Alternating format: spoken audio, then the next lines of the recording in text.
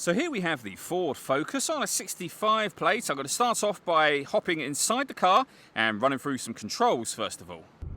Okay, now that we're inside the car, we're going to start with the dials. On the left-hand side, we have the rev counter.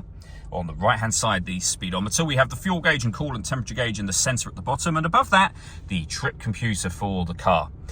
You can see there's a digital readout for the speedometer displayed in that section. You can change that for various bits of individual trip computer information, as you can see, or you can have these 4 bits of information displayed simultaneously, and then we're back around in a circle again. And beneath that are the total miles for this car, which are 38,076. If we back out to the steering wheel, the buttons I was using a second ago are here. We have cruise control and the speed limiter over that side as well, and then stereo and phone controls on the right-hand side. In the center, we then have the main screen for the car. So up on here is where you would pay your phone. We can come back to the home screen from there.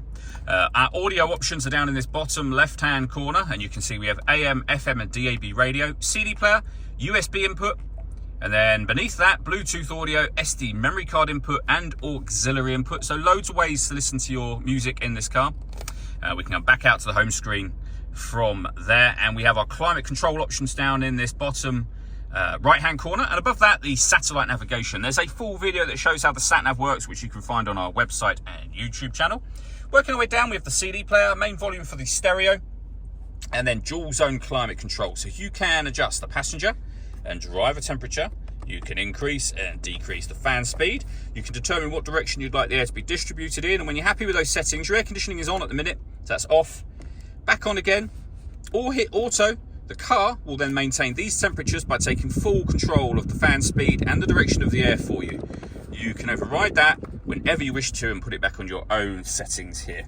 Beneath that, we have USB input, a 5-speed manual gearbox, 12-volt charging socket, and this button turns off the stop and start. This car is designed to cut out when it's stationary in traffic to save you fuel. The system is off when that light shows. All that leaves me to say is thank you for taking the time to watch this video. If you'd like to come and see the car in person and have a test drive, please feel free to call either of our MJA sites. We'd love to hear from you soon.